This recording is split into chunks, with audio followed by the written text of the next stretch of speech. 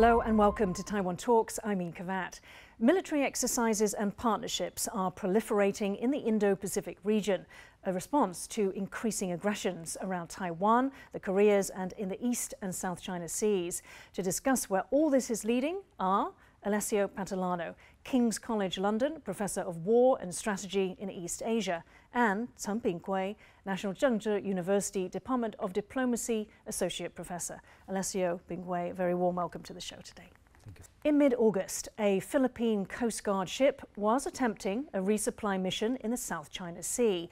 When it was first blocked, as you can see here, by Chinese Coast Guard ships and then fired on by water cannon, forcing the mission to abort.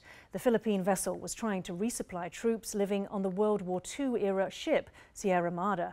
The warship is intentionally grounded on the second Thomas Shoal to reinforce Manila's sovereignty over the atoll, one of hundreds of reefs, islets and islands also claimed by China. Beijing aggressively asserts its claim to most of the South China Sea under a historical map it calls the 9-dash line. It has demanded the Philippines remove the grounded ship. Ping-kuei, let me come to you first.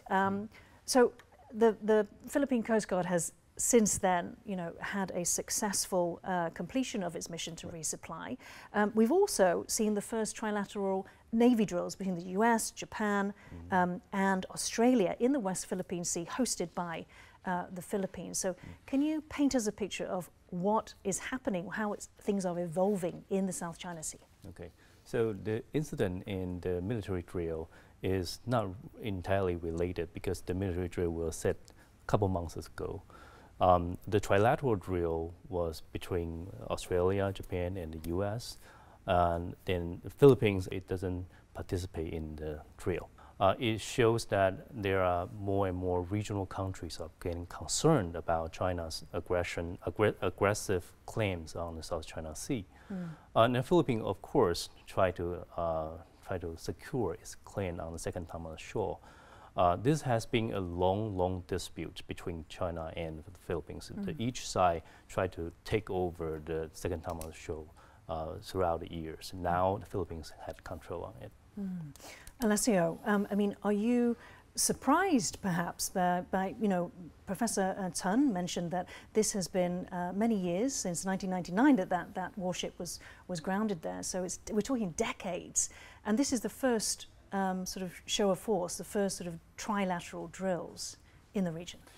So in this respect, I think there's 3 points to make. The first one is that exercises are a manifestation of statecraft. They are first and foremost about training together and enhance your readiness, the quality of your capabilities. So in this respect, the first thing to say is that the significance of the exercise is that it's taking place in the Philippines, even though, as the professor was saying, absolutely right, this is something that had been already organized.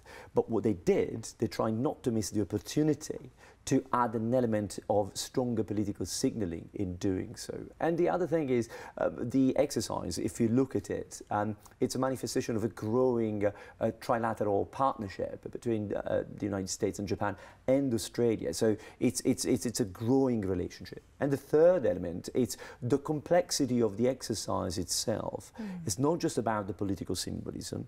It's not just about the signaling and the manifestation of a growing trilateral ties.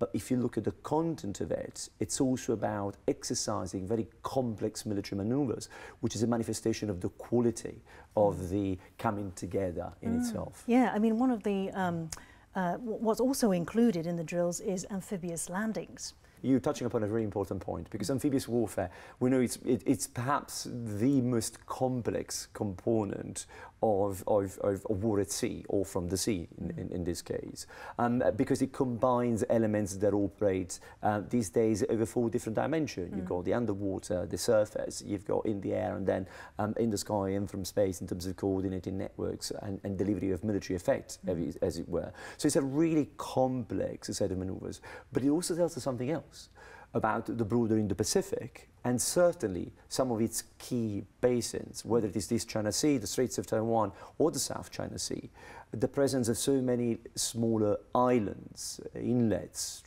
reefs and shores. It tells us something about the specific importance that amphibious warfare has in this part of the world. Absolutely. And Ping-kuei, just so our audience understands, we've got the involvement, the hosting by the Philippines, obviously that this is to do with the dispute, as we said, in the South China Sea, just talking about the drills here. The US, because the US, in a sense, has the role of maybe a global policeman, anyway, the upholder of rules, international rules-based order. How about Japan and Australia? What's their interest in the South China Sea? That's the interesting part. For a very long time, Japan and Australia has been trying to steer away from the South China Sea dispute. They didn't want to take any claims. Of course, they don't want to take sides on the South China Sea issues. Even when the U.S. announced that China was building the artificial islands since 2012, Japan and Australia didn't voice. Didn't object the artificial island and all sorts of things. But more recently, you see Japan and Australia are getting more and more concerned about China's behavior in South China Seas. And these behavior may affect their own security as well. On the other side, it is the Biden administration who can convoke those allies to do things for the United States, because the U.S. has a core interest in South China Sea, freedom of navigation, passage of commercial and military ships. So this is a very important sea line for the United States Navy. So it's mainly the U.S. interest. However, the U.S. is able to convince Japan and Australia to take care of its interests. I think this is pretty important. Pretty significant. And so, we're sort of touching on a theme, which is navies, or the modernization of navies. And Alessio, very briefly, in your latest book, you talk about the new age of naval power. Very quickly, what's brought on this new age? Well, this is something actually that relates to what we've just discussed, because in the past, navies, and certainly in the 20th century, if you think about the naval treaties of the interwar period and the Cold War confrontation between the two superpowers, navies had become somehow a benchmark of where you stand in the international order. And so there was very much a correlation between that hardcore military power to your standing in the pecking order of international affairs. But I think what we're looking at now is something very different, because with the coming of the age of the law of the sea and the appearance of UNCLOS and the UNCLOS process, you have another layer to this. International order, the global order at sea, is not just about power differential and how it reflects on a country's standing. It is also about how a country behaves in relation to these absolutely essential principles. And that's very interesting, because Ping-kuei, what we have is the US, which is not party to UNCLOS, UN Convention on the Law of the Sea, but it is upholding the rules. So on that level, Alessio is obviously very high up. And then you've got China, which is a party to that law, and yet it appears to be flouting many of those rules, and obviously doesn't even accept the 2016 tribunal ruling, which said that its claims to the South China Sea are illegal. Right. I think this shows a very realistic picture of the international politics. Countries, especially great powers, would choose the rules they want to obey. Of course, there are limits. Okay. Alessio, could you draw in an assessment of the Chinese Navy versus the US Navy? Obviously, the expansion of the Chinese Navy is at a rate much faster than the US's. It is, and it is undeniable that there is a growing differential in terms of capabilities. If you take most of the open source assessments, even official assessments in the United States, numerically speaking, The Chinese Navy now is setting the pace, if you want, and it stands in a context where its fleet, not only the Navy but also the Coast Guard, now they are at the very top of the international pinnacle. But there is something about naval war and war at sea that is just more about capabilities. It's also about how you translate numerical substance into military effectiveness. And I think that's where still, to a degree, we'll see for quite some time the United States and partners of the United States, not least because of how they continuously are in conversation with each other in order to maintain the sharper end of the complexity of the maritime system from a military perspective to come together. Okay, fascinating. Perhaps two of the biggest security players in the Indo-Pacific region are Australia and Japan, and both have signed an agreement to deepen their security cooperation and facilitate joint drills. To find out more, I spoke to our next guest, Stephen Nagy, International Christian University Professor of Politics and International Studies. Let's take a look. The reciprocal access agreement between Australia and Japan is not an alliance. It's not a commitment to fight each other. Rather, it is an agreement where they joint train. The Japanese can send their troops to Australia and train with the Australians, and vice versa. It also gives the Australians and Japanese the opportunity to do locate resources in each other's countries. The agreements are not a commitment to fight together, but they are a commitment to train together. Why train together? What are you training for? Well, I think whatever the security partnership Japan is investing in, whether it's the Australian Reciprocal Access Agreement, the UK Reciprocal Access Agreement, or this new Camp David agreement between Seoul, Tokyo, and Washington, is that the countries are trying to build what we call shared norms, shared human capacity, and shared understandings of how each uses its self-defense forces or its military, so they can work more coherently together in the case that they have to move towards pushing back against an aggressor state within the region. It's really difficult to conceive, for example, Japan and Australia being able to deal with a Taiwan contingency, for example, without deeply familiarizing themselves with each other's command structure, the institutions that they use to provide a defense capability, and an understanding of their counterparts in Australia. And how do you read such a development? I mean, how significant is it that these countries are taking these steps at the moment? Well, what we've seen over the past 2 or 3 years is much more assertive behavior by China in the South China Sea through gray zone operations and, of course, building and militarizing artificial islands in the South China Sea.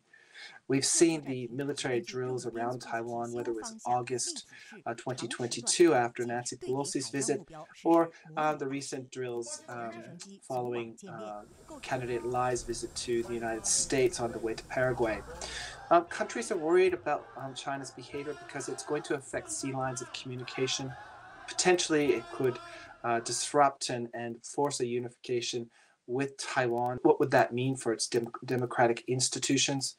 And importantly, Taiwan's place in the semiconductor supply chain.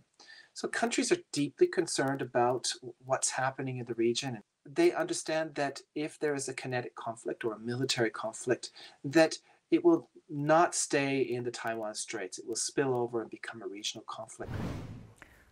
Professor Chen, so I put the question to Stephen, I'll put the same question to you.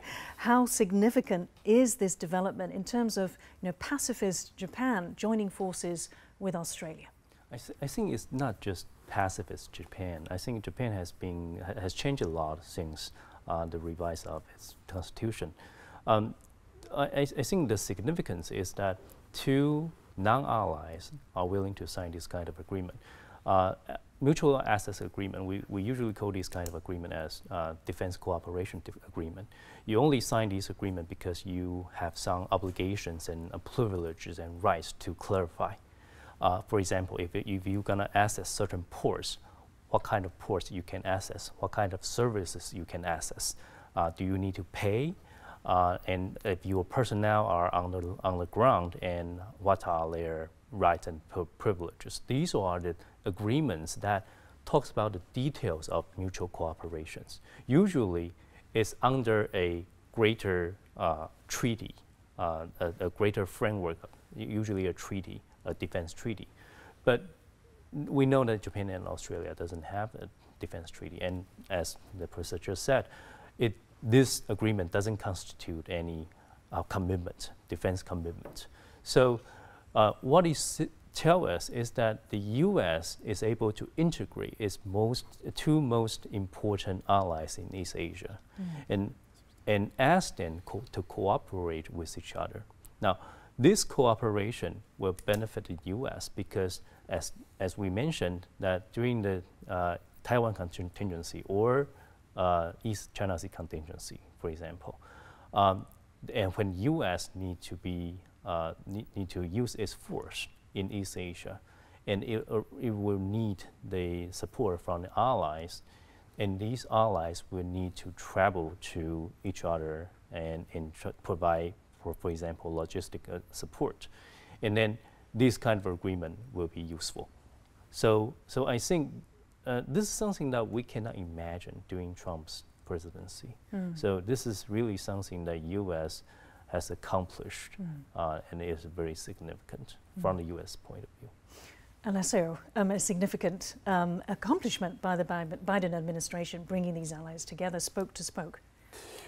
I would probably suggest that happened before the Biden administration. The Biden administration took advantage and consolidated. Let's not forget that the CTPPP, the Trans-Pacific Partnership Agreement, came together during the Trump years because of Australia and Japan, and it was led by the Japanese and Australian efforts. I think the mid-2010s were a very important a point in time whereby medium actors like Australia and Japan stepped up to the plate and took on some element of leadership in the region. In the South China Sea, there's a point that Professor Chen sort of mentioned earlier, which I think is very important. It was not at the invitation of the United States that Japan stepped up its security responsibility or responsible behavior in security terms in the South China Sea. It was in light of the awards that you mentioned in 2016. And in 2017, the Japanese started what now they call the Indo-Pacific deployment, which is this summer-long deployment in the South China Sea. And it was very much their initiative as a way to link the importance of maintaining a rule-based order perhaps in a less conspicuous American leadership. And can you talk about the, Professor spoke about the things like access to ports. Stephen Nagy spoke about, the joint training. Do militaries always train together, or is this a little bit more? Is it actually training for certain contingencies, for example, a Taiwan contingency? So there is certainly an element of that, but I would take a slightly step back on this point, in the sense that it depends very much what's the regional context for that military cooperation. In Western Europe, NATO has its own sort of structures from the operational level upwards. It has a schedule of activities and national realities that are part also of NATO. They organize themselves in order that their own national training invites other members and complement that. You don't have that in the Indo-Pacific. The bilateral agreements that the United States has in the region is perhaps the first and only port of call. And so everybody now is trying to build up upon that. Some elements are brought about trilaterally.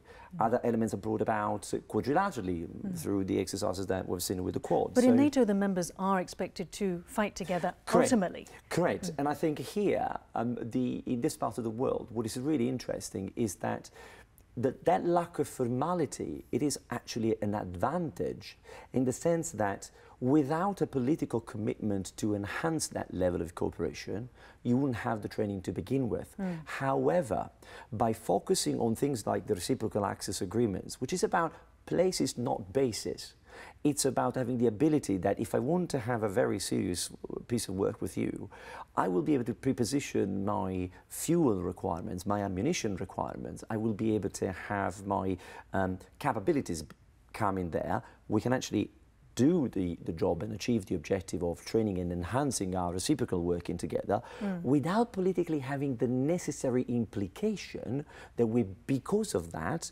or that is the reflection of a hard rock commitment no matter what. we should bring in the fact that, you know, in terms of looking at China's side, Professor Chen, we've got China, Xi Jinping, ordering his military, the PLA, to have the capability to invade Taiwan, or take Taiwan in 2027, which everybody has stressed, this is just the capability, this is not the intention. So this is what we're seeing, perhaps, is it that we're seeing that, for example, in the Japan-Australia agreement here and many others, as we spoke about, the allies, the US allies, are also getting, building, trying to get that cooperation, that capability, should there be any contingency. So I think the recent build-up of capabilities, either individually or together through some kind of joint exercises, are all trying to constitute a deterrent signal to China.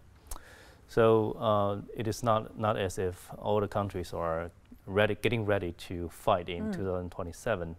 And I do think that timeline is problematic, because if you say or if you claim that war will occur in 2027, then you have a lot of time to prepare for it.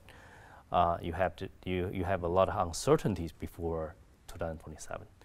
I think when the term 2027 is a political schedule. That's the 100 years of anniversary for Chinese PLA, right? So that's why people are starting to talk about how significant that year is.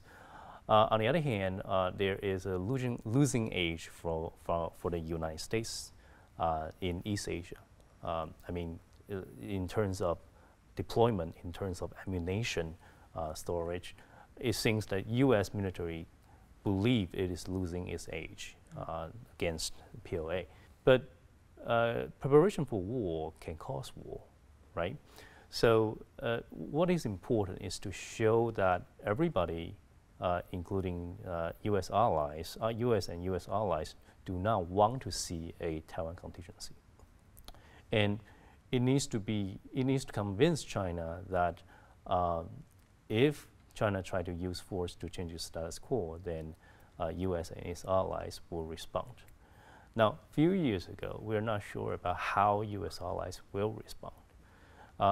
For the past few years during the Biden administration, I think there are more and more evidence that U.S. Eastern Asia allies are concerned about Taiwan contingency, and they don't want it to happen. They are willing to do something, either to talk to China or to boost its capability in order to deter a Taiwan contingency. So I think this is a process, and it is still ongoing. And I think Japan, Australia, and maybe Philippines and Vietnam are all trying to prevent a conflict in Taiwan Strait. Now, in terms of deterrence, Alessio, both Australia and Japan are buying US Tomahawk cruise missiles. Australia is more than 200, Japan 400, and these have a range of 1,600 kilometres. Let's take a look at what the Australian Defence Minister said about their purchase. We are investing in the capabilities our Defence Force needs to hold our adversaries at risk further from our shores and keep Australians safe in the complex and uncertain world in which we live today. So again, this is a big move, I believe, to purchase these hundreds of long-range missiles. How significant is this, Japan and Australia? I think it is significant, and it links back to the point that Professor Chen also alluded to about deterrence. And deterrence is something that is built every day. Learning how to avoid disaster is about having a consistent form of behavior in which you are constantly communicating with your opponents and with your potential foes, right? And everybody needs to do that. And here we're having a very important statement, because it's not just about the Tomahawk, because the Tomahawk, if you want, is only part of the kill chain, as it were. The delivery platforms related to it will also increase and extend the range in this respect. And it provides submarines an element of stealth, which increases the complexity of thinking for the opponent, because they will have to pay attention closer to where these capabilities are because of that strike capacity that they would have. So in this respect, I think this is very much a clear signal in that deterrence piece, which I am also of the idea that is perfectly understood in Beijing. So it keeps that conversation going, and perhaps in doing so, it also keeps the risk of things happening a bit further down the road. Absolutely, a great summary of it. Professor Chen, just to wrap up, final question. So we accept perhaps that there is a militarization, a growing militarization of the region. Do you believe there's an arms race? I do think it is an arms race, and this is a race, but it is not a race that somebody's getting up and another is getting up too. This arms race is like China is the leading arms producer, and other countries are trying to either boost its own defense capabilities and also introduce external help. So this goes simultaneously. Now, why do I say this? Because I don't think Japan will think it is necessary to modify its Ismo class helicopter fleet, right? And it would have cost. And Philippines certainly that didn't have to purchase or get a lot of patrol ships. This is because China is expanding militarily, and the surrounding countries, they need to expand, and they need to respond. Basically, these countries are simply trying to defend themselves and ensure that... I think so. Which is why I wouldn't put it as an arms race. An arms race is, for a military historian, is a very specific characteristics of action, reaction, in which timelines matter. The rest of the region has been patiently waiting and trying to find alternative ways. And now, as you say, they're trying to catch up and in a way push back. So I would say it's a modernization process with a strong emphasis on a changing perception of the urgency of the security dynamics. Okay, we're going to have to end it there. Alessio and Chen Ping-kuei, thank you so much for joining us today. If you liked our show, please search for us on YouTube, give us a thumbs up and hit subscribe to our channel. Thank you for watching our show today. Stay safe and see you next time.